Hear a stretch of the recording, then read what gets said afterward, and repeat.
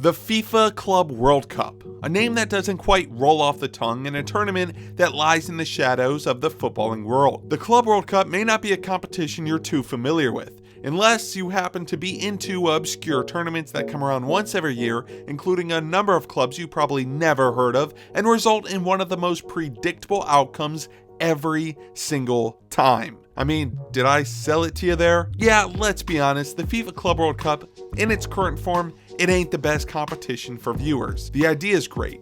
Teams from every part of the globe meeting on a big stage for a chance to show their skill to the world. It sounds awesome. But with such a range in talent, wages, and popularity, the Club World Cup doesn't really meet its potential, and it's not helped out at all by the very minimal promotion that FIFA gives the competition. Usually, the only people who will actually watch the Club World Cup are the people who have their team involved. But this year, there's a reason for all of us to follow it, because MLS will have its first ever representative that gets to take part. After becoming the first MLS club to win the CONCACAF Champions League, the Seattle Sounders booked their spot in Morocco, where if they can get past their second round matchup, they will have the chance to prove it against 14-time UEFA Champions League winners Real Madrid. But did you know over 2 decades ago, another MLS club actually qualified for the FIFA Club World Cup?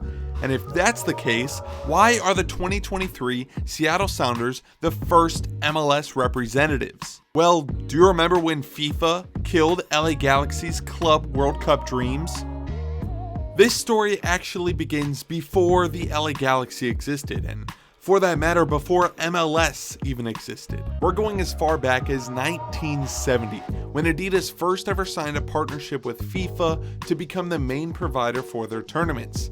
At this time, sports marketing and brand placement was very new to the sport across the world, and the Adidas and FIFA partnership represented the perfect relationship. The issue was, like many stories involving FIFA, things were a bit shady behind the scenes. Horst Dassler, the founder of Adidas, realized pretty quickly that by bribing FIFA's president at the time, João Havelange, he could bring in a ton of wealth through his marketing via the FIFA World Cups. So within his contract securing the official marketing of the 1982 World Cup, Dassler bribed Havelange with $1 million, which eventually led to a deal being signed with Adidas. With this success and the growth of television surrounding the sport, Dassler followed other avenues on which he could exploit his relationship with FIFA. Dassler created ISL, International Sport and Leisure, which he would turn into a business that would handle the broadcasting rights for FIFA and the World Cups. To do this, like before, Dassler submitted offers to Havelange to secure all the rights for the tournaments. But within these offers were large sums of money that would go directly to Havelange himself. Dassler bribed FIFA's president in order to gain the broadcasting rights for these large tournaments.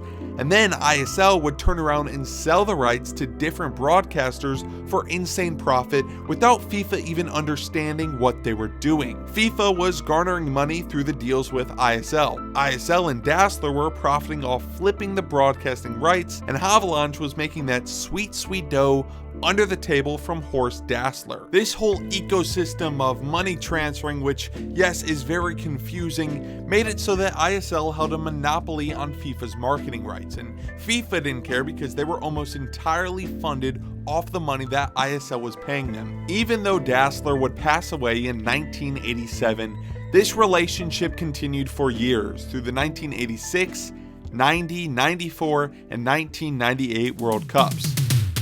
During this same time, in December of 1993, the MLS was founded as part of the bid for the USA to host the 1994 World Cup.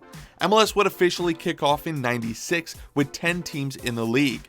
Part of that original 10-team league included the LA Galaxy, a club that would become a stonewall in American soccer and would climb to be the most successful MLS club to date. The Galaxy's success began right away, finishing on top of the 5-team Western Conference and finishing second overall in the league in the inaugural year. They would then beat out the San Jose Clash and defeat the Kansas City Wiz on their way to MLS Cup 1996. In the final of that year, though, DC United would capture the first ever MLS Cup with a team boasting the likes of Marco Echeverri, Jeff Agus, and Jesse Marsch. The Galaxy would put up respectable seasons in 97 and 98 before once again returning to MLS Cup in 1999, where in a similar fate to 96, they would miss out on the championship once again, falling to DC United. But as part of their run in 1999, finishing as runners-up, the LA Galaxy qualified for a spot in the 2000s CONCACAF Champions Cup, which was a competition between the best teams of North and Central America. Now, the scheduling of the 2000s Champions Cup was a bit off. First off, the games weren't even played in 2000, but they were played after the 2000 MLS season in January of 2001. Secondly, the tournament was set to span a total of only 5 days, with the first games being played on January 16th and the final being played on January 21st. This presented a few issues for the Galaxy. The Champions Cup kicked off a whole whopping 2 months before the Galaxy's first game in MLS that year. On top of that, once it was right after the 2000 MLS season, the roster was undergoing the typical offseason transition with many players unavailable. It seemed like a mountain that LA had to climb. It was a double-edged sword because on one side the Galaxy just started preseason, which meant their players were not necessarily in top physical shape. And on the other side, once it was in the offseason, their roster really wasn't deep enough to have massive rotations across these 3 games in 5 days. As the late Siggy Schmidt put it, it was a strange and very difficult situation. Things only got worse as right before their first game, starting center back Danny Califf suffered an injury and joined the Galaxy's other starting center back Robin Fraser in the physio room, which meant that head coach Siggy Schmidt had to get creative. He then reached out to Alexi Lalas, who was taking a year away from the game doing, I don't know, this maybe? Lalas then signed with the Galaxy, and in no real position to play after such a long break of competitive football, Alexi was slated to start in the center back position in the Champions Cup. If things weren't already tough enough for LA though, they also didn't have any forwards on their roster either, and had to settle for Adam Fry, a player who was in and out of MLS at this stage in his career. So with a makeshift lineup and a team that was just coming out of preseason, the LA Galaxy embarked onto the 2000s Champions Cup, in which their first match was against Honduran side Real España. As you probably expected, it wasn't easy for them, and with no goals in regulation, this matchup went into penalties in which the Galaxy would pull through 5-3. In the next round, they'd come up against probably their biggest rival at the time, DC United, the club that got the better of them in both of their MLS Cup appearances. And in another really tight game with minimal attacking opportunities, the Galaxy found themselves back into penalties. It could have gone either way, but not with Kevin Hartman, who made 3 huge saves at the spot to defeat United 4-2. In the matter of 5 days, the Galaxy went from a team struggling through the obstacles of preparing for this tournament to being in the final. The story is pretty remarkable, but it would mean nothing if the Galaxy couldn't get it done against Honduran powerhouse CD Olimpia. There was a lot on the line here. Not only could the Galaxy achieve their first championship in this match, but they could also become the first MLS side to become champions of CONCACAF. The match started off in favor of Olimpia, who earned a penalty off Alexi Lalas in the 34th minute, but the lead wouldn't last long. 2 minutes later, off a Lalas assist, Ezra Hendrickson would equalize in the box. And then 3 minutes after that, Lalas would earn his second assist of the night with this ball to Kobe Jones. After half, Olimpia would respond with their own to make it 2-2, but the man of the night, Ezra Hendrickson, would seal the deal with a slick 1-2 in the box. 3 90-minute games, 5 days, while only using 13 players. It was an impressive feat from the Galaxy side, who with this win became the first MLS side to win the CONCACAF Champions Cup. Along with that honor though, they also earned the chance to represent CONCACAF against the rest of the world in the FIFA Club World Cup later that year.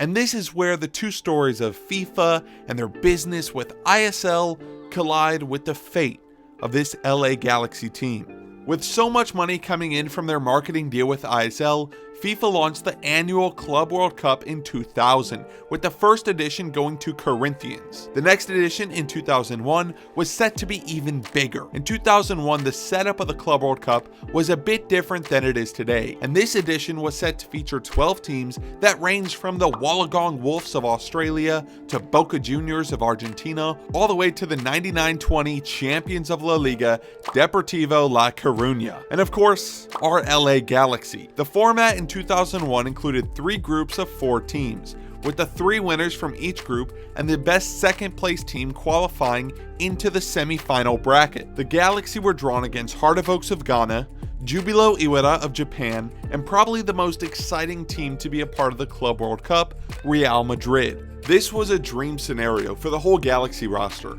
Add on the fact that this tournament was being hosted in Spain, there was no way any of these 90s MLS players would have even dreamed of the opportunity to play Real Madrid at the Santiago Bernabeu. Along with this amazing opportunity to play in the tournament, each team and set of players involved was promised a lot of money from FIFA, which for MLS at this time would have been extremely helpful. But it didn't work out that way. Remember when I mentioned that almost all of FIFA's money was coming from Horst Dassler's ISL marketing and how great it was for the organization? Well, that became an issue when ISL invested way too much money in all different types of sports during the late 90s, which eventually put them at over $300 million in debt. And due to this, ISL declared bankruptcy, which in return bankrupted FIFA's bank.